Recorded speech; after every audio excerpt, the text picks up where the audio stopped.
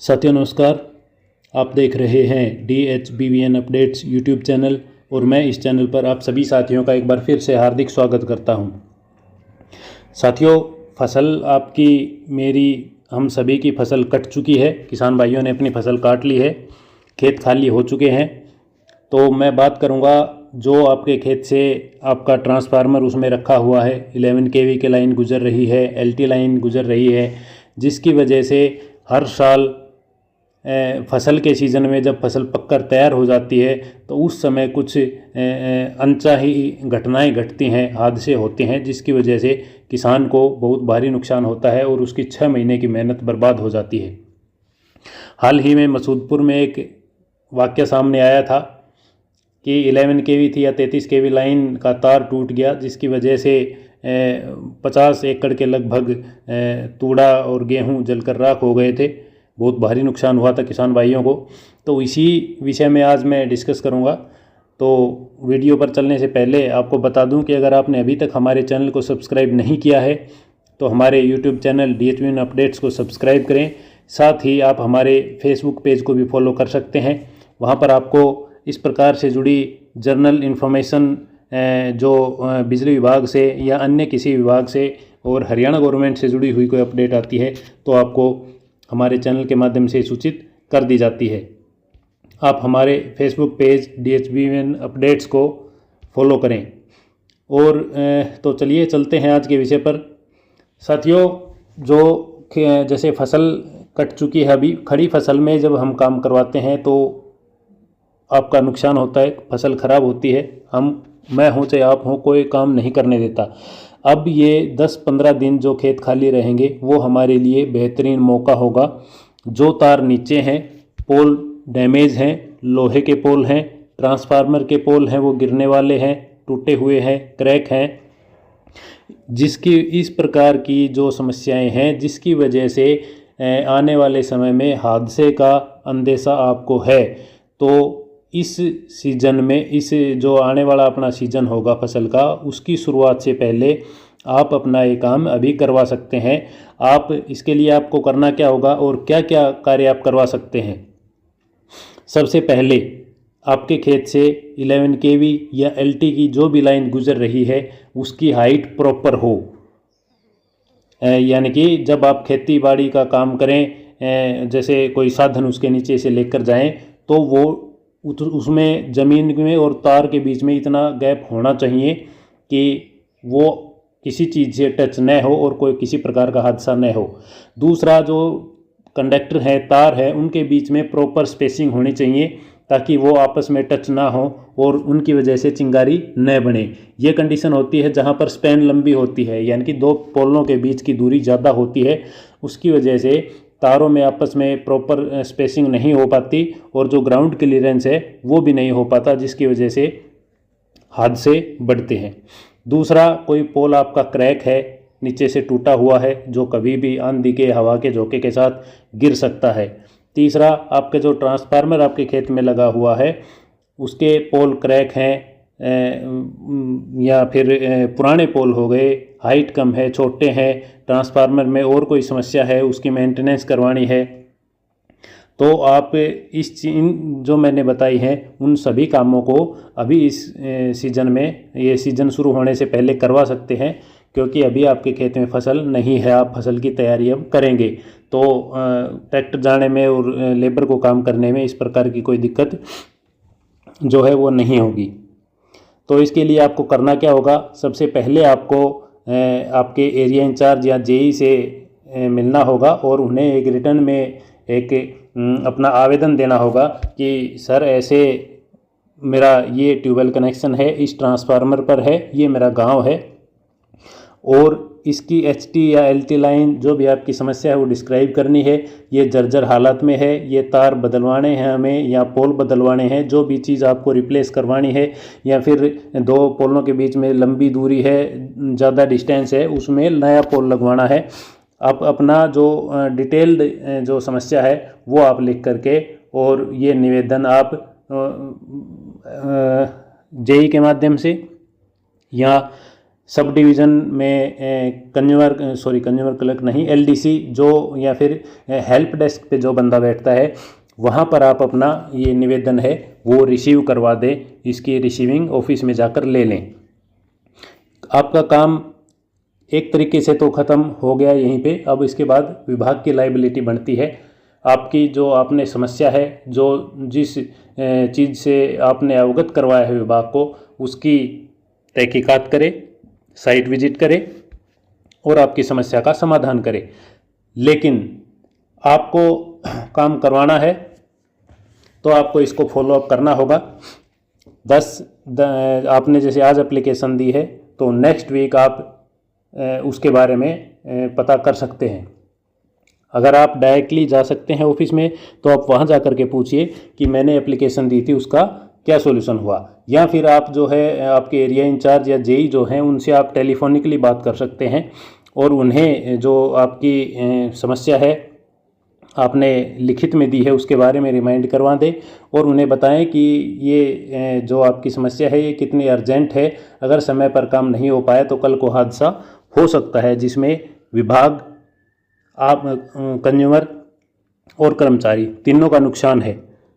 और मैं बात करूं विशेषकर ट्रांसफार्मर की, जो ऐसे पोलों पर रखे हुए हैं जो जर्जर हैं, कभी भी गिर सकते हैं, उसमें विभाग का काफ़ी नुकसान होता है। ट्रांसफार्मर की बॉडी फट जाती है, वो रिपेयरेबल नहीं होता, ऑयल सारा नीचे गिर जाता है, तो इसमें जो निगम का पूरा लॉस हो गया। दूसरा, कंज्यूमर की सप्लाई रिस्टोर होने में हफ्ता 10 दिन का समय लग जाता है, ये कंज्यूमर का नुकसान हो गया। अब जो जैसे ट्रांसफार्मर नीचे गिरा, ख़राब हो गया, उसकी वजह से कई बार क्या है कि जो रिस्पॉन्सिबिलिटी ठहरा दी जाती है और ये जो अमाउंट है ये कर्मचारी से रिकवर करी जाती है। ये रेयर केस में होता है, जनरली ऐसा नहीं होता है। तो इसका मतलब तीनों पार्टीज़ को नुकसान है इस चीज़ में। तो बेहतर यही होगा कि समय रहते आप अपना काम करवा लें। तो ये प्रोसीजर मैंने बताया। उसके बाद का क्या है, जब आप ये चीज़ कर लेंगे तो लाइनमैन आपकी साइट पर जाएगा, वहाँ का साइट स्केच बनाएगा। अगर आपके तार की हाइट बढ़ाने के लिए उसको खींचने पड़ते हैं तार, सैगिंग, रीसैगिंग बोलते हैं, तो वो करेगा। अगर वो पॉसिबल नहीं है तो वो नए पोल का प्रोविज़न करेगा कि दूरी ज़्यादा है, तार खींच नहीं सकते, इसलिए यहाँ पर नया पोल लगेगा। पुराना पोल है तो उसको रिप्लेस करेगा, लोहे का पोल है तो उसको रिप्लेसमेंट के लिए रिकमेंड करेगा। ये चीज़ें करके वो अपनी रिपोर्ट सबमिट करेगा जेई को। आफ्टर दैट जेई उस रिपोर्ट के बेस पे एस्टीमेट फ्रेम करेगा और कंज्यूमर क्लर्क को हैंडओवर करेगा सैंक्शन करने के लिए। वो जिस भी कॉम्पिटेंसी में है, जिस अधिकारी की कॉम्पिटेंसी में है, वो उसे सैंक्शन करेगा। उसके बाद वर्क ऑर्डर के लिए जाएगा, वर्क ऑर्डर होंगे। वर्क ऑर्डर यानी कि इस काम को कौन करेगा, कौन सा ठेकेदार करेगा। आफ्टर दैट मटेरियल की एलोकेशन होती है, जिसके बाद सामान निकलवा के कॉन्ट्रैक्टर को हैंडओवर किया जाता है और आपका काम करवाया जाता है। तो ये चीज़ें आप थोड़ा सा संज्ञान लेकर के, थोड़ा सा पैनिक लेकर के, अपनी रिस्पॉन्सिबिलिटी समझ करके और ये काम करवा सकते हैं, ताकि भविष्य में आप भी सेफ रहें, विभाग भी सेफ रहे, आपकी सप्लाई सुचारू रूप से चलती रहे। तो ये तो एक गाइडेंस थी, एक जानकारी थी साथियों आपके लिए। अब हम चलते हैं आपके कमेंट्स पर, जो पिछली वीडियोस पर आपने छोड़े थे। तो ये हम आ चुके हैं कमेंट्स पर। वीडियो थी हमारी, ट्यूबवेल कनेक्शन देने की बजाय कनेक्शन काटने में व्यस्त है विभाग। तो इसके बारे में हमने डिस्कस किया था कि किस प्रकार से डिफ़ॉल्टिंग अमाउंट पर लगातार कनेक्शन काटे जा रहे हैं। आप अपना बिल भरिए, गलती है तो दुरुस्त करवाइए। इन चीज़ों के बारे में हमने डिस्कस किया था। तो इसके कमेंट लेते हैं। सबसे पहला कमेंट है राम राम भाई जी। राम राम भाई साहब, आपका स्वागत है चैनल पर। भाई, अनऑथराइज कॉलोनी में मीटर लगवाना है, कैसे होगा? कॉलोनी में मीटर लगा हुआ है बट मुझे लगवाना है, कैसे लगेगा?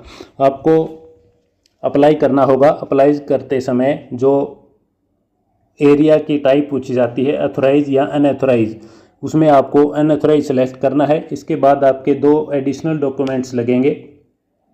एक तो अनेक्स्चर होता है और एक इंडिमिटी बॉन्ड होता है। ये आपको जो ऑनलाइन करता है CSC सेंटर वाला वो उपलब्ध करवा देगा, अन्यथा आप कंज्यूमर क्लर्क से जा करके ले सकते हैं। वो कोर्ट से आपको बनवाने के बाद वो साथ अटैच करने होंगे, उसके बाद आपको अप्लाई करना होगा। ये प्रोसीजर है। नेक्स्ट कमेंट है राम राम जी, राम राम भाई साहब, साहिल भाई का कमेंट है, राम राम जी। नेक्स्ट कमेंट है भाई मेरे मीटर नहीं लगा रहे 3 महीने हो गए। आपका एपी का कनेक्शन है, 3 महीने आपके काम को हो चुके हैं, तो आप एक बार एसडीओ से मिल करके, या एसडीओ अगर आप वहाँ पर आपकी सब डिवीज़न लेवल पर आपकी बात नहीं सुनी जाती है शायद, तो आप जाएंगे और प्रॉपर तरीके से अपनी बात रखेंगे, तो वो आप जो सामने वाला अधिकारी है वो आपको बताएगा कि क्या दिक्कत है, किसकी वजह से आपका कनेक्शन रुका हुआ है। अगर आपको कोई वहाँ पर सेटिस्फैक्ट्री जवाब नहीं मिलता है तो आप फर्दर एक्शन साहब से मिल करके और इसके बारे में डिस्कस कर सकते हैं। 3 महीने हो लिए काम हुए हैं तो मीटर लग जाना चाहिए था। नेक्स्ट कमेंट है भाई साहब लगता है फिर कांग्रेस पर फोकस करना पड़ेगा। विकास जी का कमेंट है जी, ये आप लोगों की मर्जी है, जनता जनार्दन जो फैसला करेगी वो सभी को मानना होगा। आप किसको लेकर के आते हैं, किसको यहाँ से हटाते हैं, ये आप सभी पर, हम पर डिपेंड करता है। तो हम जो काम करेंगे मिलकर करेंगे वो अच्छा ही करेंगे। नेक्स्ट कमेंट है राम राम भाई, क्या डीएस लाइन से ट्यूबवेल कनेक्शन मिल सकता है या नहीं, एपी लाइन बहुत दूर है। जी नहीं, आपको डोमेस्टिक लाइन से एपी का कनेक्शन नहीं मिल सकता, चाहे लाइन कितनी ही दूर क्यों ना हो। पवन जी का कमेंट है नाइस दीपक जी, जी आपका बहुत बहुत शुक्रिया, आपका धन्यवाद एप्रिसिएशन के लिए और कमेंट के लिए।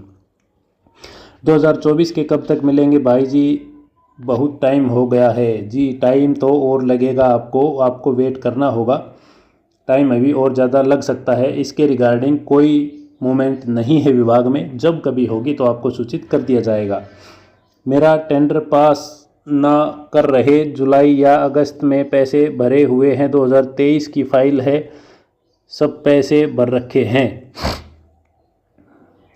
आप इस बारे में एसडीओ से डिस्कस कीजिए, क्यों नहीं कर रहे हैं, आपका कौन सा नंबर है, कहाँ तक वर्क ऑर्डर या टेंडर हो चुके हैं। अगर वहाँ पर आपको कोई सेटिस्फैक्ट्री जवाब नहीं मिलता है तो आप फर्दर एक्शन ऑफिस में एचडीएम महोदय या फिर एक्शन साहब से मिल करके डिस्कस कर सकते हैं, क्योंकि एचडीएम जो है डीलिंग हैंड है, सबसे पहले कंज्यूमर क्लर्क है, उसके बाद डिवीज़न में एचडीएम है, उसके बाद सर्कल में भी सीएचडी बैठते हैं, वो डील करते हैं टेंडरिंग प्रोसेस, वर्क ऑर्डर वगैरह। नेक्स्ट कमेंट है दीपक भाई, मेरा सिरसा नाथू श्री चोपटा ट्यूबवेल कनेक्शन का टेंडर 40-50 दिन हो गए, 40 दिन पहले ठेकेदार का फ़ोन आया था, अपने पोल 1-2 दिन में ले जाना लिखे, अब बोल रहा है कि पोल नहीं आ रहा, 1 महीना हो गया ये बात बोल रहा है, नहीं बता रहा है को कब पोल आएंगे, आगे क्या करें। आप इसके बारे में, ठेकेदार तो डायरेक्ट आपको नहीं जानता, आपकी नहीं सुनेगा, आप विभाग के थ्रू कार्रवाई कीजिए। आप रिटर्न में कंप्लेंट फाइल कर सकते हैं एक्शन महोदय के या एसडीओ महोदय या एससी महोदय, आप जहां पर भी चाहें कर सकते हैं कंप्लेंट फाइल। देखिए, आप आवाज़ उठाएंगे तो आपकी आवाज़ बिल्कुल सुनी जाएगी, ऊपर से लेकर नीचे तक, यानी कि सबसे जो लोअर लेवल पे हैं, जो आपके बिल्कुल टच में हैं, वहाँ से लेकर के और जो हेड ऑफिस में अधिकारी बैठते हैं उन तक आप अपनी पुकार, अपनी अरदास, अपनी शिकायत पहुंचाने के लिए स्वतंत्र हैं। आप नीचे से लेकर ऊपर तक किसी से भी संपर्क करके इसके बारे में डिस्कस कर सकते हैं, शायद आपके साथ साथ और लोगों का भी भला हो जाए। राम राम भाई जी, जी राम राम भाई साहब। भगत सिंह जी का कमेंट है, कमेंट लेते हैं नेक्स्ट वीडियो के, क्योंकि काफ़ी दिन हो गए और पेंडेंसी कमेंट्स की बढ़ती जा रही है।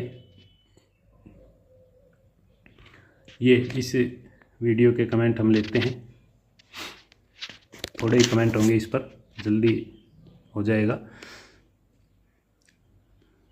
ये कमेंट है, काश के जो हम लिखते वो वॉइस में आवाज़ में सुन पाए लोग, करप्शन महा, सरकार का सब कुछ और कर्मचारी के मज़े ले रहे हैं, तनख्वाह भी ले रहे हैं, रिश्वत भी लेकर चीन की तरह गोली मार दो रिश्वतखोरों को, गायब कर दी जाए उनकी पूरी फैमिली को, जो कि सारे सर्कुलर यूएसबी विंडीज़ भी उनकी वेबसाइट पर हैं।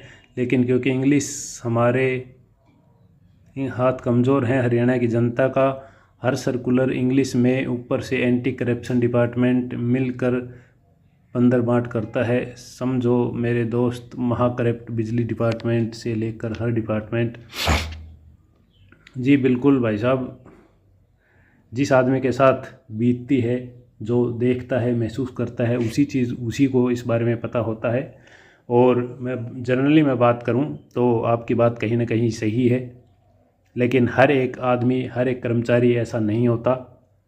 कुछ एक आपको ईमानदार और अपने कार्य के प्रति सजग कर्मचारी भी मिलेंगे। एक दो हैं मेरी नज़र में भी, मेरे साथ भी काम करते हैं। कभी मौका मिले तो आइए, आपसे मुलाकात करवाते हैं उनकी और चाय पिलाते हैं आपको। लेकिन आपकी बात बिल्कुल, मैं सहमत हूँ आपकी बात से। जो सर्कुलर वाली बात है, उसकी लैंग्वेज इतनी फ्लेक्सिबल होती है कि आप तोड़ मरोड़ के उसका कोई भी अर्थ निकलवा सकते हैं। सेल्स सर्कुलर में कोई भी क्लियर कट डायरेक्शन नहीं होती। भाई जी, ये तो पता नहीं कि गलती किसकी है, लेकिन डीसी साहब पहले रोहतक के कलेक्टर थे, इंडियन एयरफोर्स के एक्स कैप्टन हैं। इनका नाम मनोज कुमार जी है। ये बहुत ईमानदार और काम के प्रति सजग शख्सियत हैं। और रही बात बिजली विभाग की, तो आपके सारे डिपार्टमेंट वाले भी अच्छे नहीं हैं। 2-4 कर्मचारी पूरे महकमे को बदनाम कर देते हैं। इनके साथ सही व ईमानदार भी पीछे जाते हैं। जी बिल्कुल एग्रीड हैं दीपक जी, मेरे नाम राशि हैं। बिल्कुल सही बात है आपकी। हर एक व्यक्ति, पाँचों, देखिए दूसरे शख्सियत तो दूर की बात है, हम अपने हाथ की तरफ देखें तो 5 उंगलियां भी बराबर नहीं होती। इसलिए हम सभी को एक लाठी से नहीं हाँक सकते। 2024 के कब तक मिलेंगे, कितना टाइम वेट करना पड़ेगा, बताइए दीपक जी। भाई साहब, आपको और ज़्यादा वेट करना पड़ेगा, अभी से इसकी कोई सुनवाई नहीं हो रही। राम राम भाई जी, राम राम भाई साहब। बिल्कुल सही कहा डीसी साहब ने। बिजली कर्मचारी खुद क्यों नहीं देखते कि कंज्यूमर को क्या क्या बोलते हैं, अब इनको क्यों बुरा लग रहा है। बिल्कुल आपकी बात बिल्कुल सही है। आपको जो बात आप अपने लिए नहीं सुन सकते, वो बात आपको या मेरे ऊपर ले लेता हूँ। जो बात मैं अपने बारे में नहीं सुन सकता, उस बात को मेरे को सामने वालों को भी नहीं बोलना चाहिए।